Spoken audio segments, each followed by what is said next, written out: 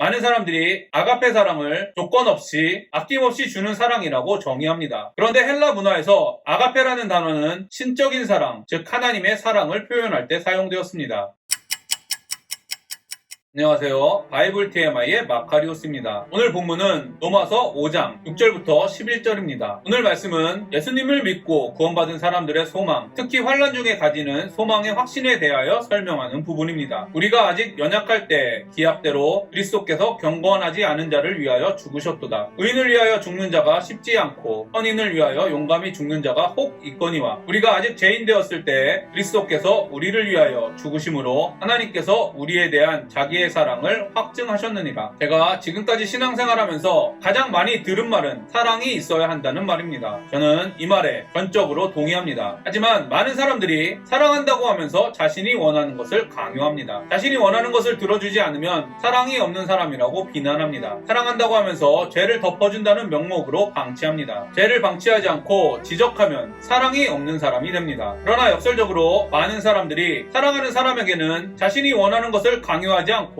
오히려 그들이 원하는 것이 무엇인지 주의 깊게 살펴보고 해주려고 노력합니다. 또한 저는 자신의 가족이나 소중한 사람이 잘못된 길을 가거나 죄를 지을 때 방치하는 사람은 거의 보지 못했습니다. 여러분은 자신의 아이들이 거짓말을 하거나 남의 물건을 가져오거나 다른 아이를 때리는 등의 잘못을 했을 때 방치하는 부모들이 사랑이 넘치는 사람이라고 생각하십니까? 대부분 동의하지 않으실 것입니다. 그렇다면 우리는 성경에서 말하는 사랑이 무엇인지 알아야 사랑할 수 있을 것입니다. 많은 사람들이 하나님의 사랑은 아가페 사랑이라며 모든 것을 아낌없이 주는 것이라고 말합니다. 우리가 아직 죄인 되었을 때 그리스도께서 우리를 위하여 죽으심으로 하나님께서 우리에 대한 자기의 사랑을 확증하셨느니라. 여기에 기록된 사랑이 바로 헬라어 아가페입니다. 8절을 보면 우리가 아직 죄인 되었을 때 그리스도께서 우리를 위하여 죽으셨다고 기록되었습니다. 이것은 바로 조건 없는 사랑을 보여주고 자신의 아들까지도 내어주는 가장 소중한 것을 아낌없이 주는 사랑을 보여줍니다. 그리고 바로 이것이 우리에 대한 하나님의 사랑을 증거한 것이라고 기록되었습니다. 그래서 많은 사람들이 이런 놀라운 사랑을 받은 것에 감사하며 하나님께 영광을 돌립니다. 저 역시 마찬가지입니다. 제가 한 것은 하나님께 죄를 지은 것밖에 없는데 어느 순간 이런 나를 위해 죽으신 하나님의 사랑을 경험하게 되었습니다. 여러분은 이런 하나님의 사랑을 경험하셨습니까? 여러분은 태어나 보니 기독교 집안에 태어났기 때문에 하나님의 사랑을 받았다고 생각하십니까? 여러분이 예배를 드리고 말씀과 기도, 헌신과 구제를 열심히 하기 때문에 하나님의 사랑을 받았다고 생각하십니까? 그렇다면 여러분은 오늘 말씀을 잘 보시기를 바랍니다. 바울은 하나님의 사랑을 경험하기 위해서는 먼저 자신이 죄인이라는 깊은 깨달음이 있어야 한다고 말합니다. 여러분이 죄인이라는 인식이 없다면 성경에 기록된 독생자를 주신 하나님의 사랑을 받은 적이 없을 확률이 매우 높습니다. 오늘 하루 여러분이 어떻게 독생자를 주신 하나님의 사랑을 받았는지, 다른 말로 어떻게 구원받았는지 깊이 생각해 보시기를 바랍니다. 그리고 간절히 원하기는 자신이 죄인이었을 때 아무 조건 없이 가장 귀한 자신의 아들을 내어주신 사실을 죽을 때까지 잊어버리지 않게 되기를 바랍니다. 많은 사람들이 아가페 사랑을 조건 없이 아낌없이 주는 사랑이라고 정의합니다. 그런데 헬라 문화에서 아가페라는 단어는 아낌없이 준다라는 의미로 사용된 것이 아닙니다. 아가페는 신적인 사랑, 즉 하나님의 사랑을 표현할 때 사용되었습니다. 성경 역시 마찬가지입니다. 아낌없이 주는 사랑은 하나님의 사랑의 특징에 포함되지만 이 특징만 하나님의 사랑이라고 표현하지는 않습니다. 다른 하나님의 사랑의 특징 역시 아가페라고 표현하고 있습니다. 오늘 본문 바로 전인 로마서 5장 5절을 읽어보겠습니다. 소망이 우리를 부끄럽게 하지 아니함은 우리에게 주신 성령으로 말미암아 하나님의 사랑이 우리 마음에 부은 바 됨이니. 여기에 기록된 사랑 역시 헬라어 아가페로 기록되었습니다. 6절의 사랑이 예수님을 통해 주어진 하나님의 사랑이라면 5절에 묘사된 사랑은 성령을 통해 주어진 하나님의 사랑입니다. 바울은 하나님의 사랑이 성령을 우리의 마음에 부어주신 것이라고 말합니다. 즉 하나님의 사랑은 우리를 죄에서 용서하고 하나님과의 관계를 회복하는 것뿐 아니라 우리를 실제로 거룩하게 하는 것입니다. 그러면 이제 우리가 그의 피로 말미암아 의롭다 하심을 받았으니 더욱 그로 말미암아 진노하심에서 구원을 받을 것이니 곧 우리가 원수되었을 때 그의 아들의 죽으심으로 말미암아 하나님과 화목하게 되었은즉 화목하게 된 자로서는 더욱 그의 살아나심으로 말미암아 구원을 받을 것이니라. 그뿐 아니라 이제 우리로 화목하게 하신 우리 주 예수 그리스도로 말미암아 하나님 안에서 또한 즐거워하느니라. 이런 하나님의 사랑은 9절과 10절을 통해 더욱 드러나고 있습니다. 이 말씀들을 보시면 이미 받은 것과 앞으로 받을 것에 대해 기록되어 있습니다. 이미 받은 것은 우리가 그의 피로 말미암아 의롭다 하심을 받았으니 우리가 원수 되었을 때 그의 아들의 죽으심으로 말미암아 하나님과 화목하게 되었은즉 앞으로 받을 것은 진노하심에서 구원을 받을 것이니 더욱 그의 살아나심으로 말미암아 구원을 받을 것이니라입니다. 칼로 물을 썰듯이 딱 잘라 구분할 수는 없지만 제가 생각할 때 이미 받은 것은 십자가의 사랑으로 이해되고 앞으로 받을 것은 부활의 사랑으로 이해할 수 있습니다. 예수님의 십자가 사건을 통하여 우리는 한 번의 의롭다 하심을 얻었고 하나님과 화평하게 되었습니다. 제가 생각할 때 많은 사람들이 우리를 구원하신 하나님의 사랑을 이렇게만 이해하는 것 같습니다. 그러나 성경은 하나님의 사랑을 이렇게 제한하지 않습니다. 그리고 역사적으로 기독교는 십자가와 더불어 부활을 믿는 종교입니다. 십자가만 있는 기독교는 존재하지 않습니다. 바울은 구원을 이렇게 이해합니다. 진노하심에서 구원을 받을 것이니 더욱 그의 살아나심으로 말미암아 구원을 받을 것이니라. 하나님의 사랑은 앞으로 지을 죄까지도 용서해 주시고 더 나아가 죽은 권세를 이기신 예수님의 부활의 능력 역시 우리에게 주셨습니다. 부활의 능력은 성령을 통해 구원받은 사람들이 실제로 거룩해지는 것입니다. 많은 사람들이 자신의 죄를 용서해 주시는 예수님의 십자가 사건만을 이야기하며 죄에 대해 무감각하거나 자신의 죄를 합리화합니다. 그래서 죄를 덮어주는 것으로 하나님의 사랑을 행한다고 생각합니다. 아마도 이런 사람들은 예수님의 부활의 능력을 경험하고 있지 못하고 있어서는 아닌가 생각됩니다. 하나님의 사랑은 죄를 덮어줄 뿐 아니라 해결해주며 실제로 거룩한 사람으로 변화시켜 주십니다. 모든 죄를 덮어준다며 죄를 방치하는 것은 구원파의 신앙입니다. 반대로 많은 사람들이 구원을 이루라는 말씀을 강조하며 거룩한 삶을 살지 못하는 사람들을 정죄합니다. 그리고 죄를 지적해주는 것으로 하나님의 사랑을 행한다고 생각합니다. 아마도 이런 사람들은 자신이 죄인이었으며 예수님과 원수였던 사실을 경험하지 못했거나 잊어버린 것은 아닌가 생각됩니다. 하나님의 사랑은 실제로 거룩하게 하지만 반드시 그 전에 죄를 해결해야만 합니다. 거룩할 수 없는 사람에게 거룩하라고 비난하는 것은 개구리 올챙이 시절 기억 못하는 어리석은 인간의 모습입니다. 1만 달란트 빚을 탕감받고 100데나리온 갚으라고 하는 배은망덕한 사람의 모습입니다. 목요일 큐티에서 이미 설명드렸지만 예수님을 모르는 사람, 즉 자신이 죄인이며 하나님과 원수라는 사실을 깨닫지 못하는 사람은 하나님의 거룩을 지킬 수 없을 뿐 아니라 지키려고 하지도 않습니다. 이런 사람들을 비난하는 것은 자신이 어떻게 구원받았는지 잊어버리고 지금 자신에게 보이는 행위를 자랑하기 때문입니다. 여러분에게 권면합니다. 구원받지 못한 사람들을 정죄하지 마십시오. 그들이 죄인인 것을 깨닫고 회개하는 것을 위하여 기도하십시오. 반대로 자신이 하나님의 사랑을 받아 그리스도인이 되었다고 믿는 사람들이 거룩과 상관없이 살고 죄를 방치한다면 예수님이 이스라엘 종교 지도자들에게 하신 것처럼 그들의 잘못을 지적해 주어야 합니다. 왜냐하면 예수님께 오려고 하는 사람들을 그들이 잘못 인도하고 있기 때문입니다. 그들에게 하나님의 사랑은 우리의 죄를 용서해 줄 뿐 아니라 실제로 우리를 거룩하게 하는 것이라고 강력하게 경고해야 합니다. 하나님은 우리의 필요를 채워주시고 때로는 병도 치유해 주시고 우리의 욕망을 채워주시기도 합니다. 우리에게 이렇게 해주시는 것 역시 하나님의 사랑임은 분명합니다. 그러나 이런 하나님의 사랑은 믿지 않는 사람들도 동일하게 받는 것입니다. 하나님은 믿지 않는 사람들과 믿는 사람들에게 모두 비를 주시고 필요한 것들도 주십니다. 하나님을 진심을 다해 믿는다고 믿지 않는 사람보다 세상에서의 성공을 보장받지 않습니다. 오히려 믿지 않는 사람들이 세상적으로는 더 성공하는 것이 현실입니다. 세계 10대 재벌의 이름들만 보아도 하나님을 믿지 않는 아랍의 왕자들이 많은 것이 사실 아닙니까? 여러분은 하나님의 어떤 사랑을 바라고 구하고 있습니까? 세상의 성공과 자신의 필요를 채워주시는 사랑을 구합니까? 아니면 하나님의 십자가와 부활의 사랑을 구합니까? 저는 여러분이 성경에서 강조하고 있으며 인간에게 반드시 필요한 하나님의 사랑은 십자가와 부활이라는 것을 항상 기억하셨으면 좋겠습니다. 하나님의 사랑은 죄인이자 원수였던 우리를 용서해 주셨을 뿐 아니라 우리를 실제로 하나님의 성품에 참여하는 거룩한 사람으로 변화시킨다는 것을 깨닫고 경험하셨으면 좋겠습니다. 하나님의 사랑을 받은 사람만이 하나님의 사랑을 전할 수 있다는 것을 믿으셨으면 좋겠습니다. 마지막으로 우리를 향한 하나님의 사랑은 절대 변하지 않고 실패하지 않는다는 것을 믿으셨으면 좋겠습니다. 그리고 이 믿음으로 하나님의 사랑을 이 땅에 흘려보내는 것을 방해하는 사단의 시험과 유혹을 이기는 여러분이 되었으면 좋겠습니다. 저는 이것이 바로 하나님의 사랑이자 구원의 복음이라고 믿습니다. 오늘은 십자가를 지신 성금요일과 부활하신 부활절의 중간에 있는 날입니다. 오늘 하루만큼은 다른 적용보다는 하나님의 사랑인 십자가와 부활을 우리에게 주신 이유에 대하여 깊이 묵상해 보시기를 바랍니다. 그리고 하나님의 사랑을 지금보다 더 경험하기를 갈망하게 되기를 바랍니다. 성경은 계속해서 타락한 인간이 가장 행복할 때가 바로 십자가와 부활을 통해 나타난 하나님의 사랑을 경험할 때라고 말합니다. 저와 여러분이 우리의 마음을 열어 계속 부어지고 있는 하나님의 사랑을 느끼며 진정한 행복을 경험하는 하루가 되기를 간절히 기도합니다. 오늘도 행복한 하루가 되시기를 바랍니다.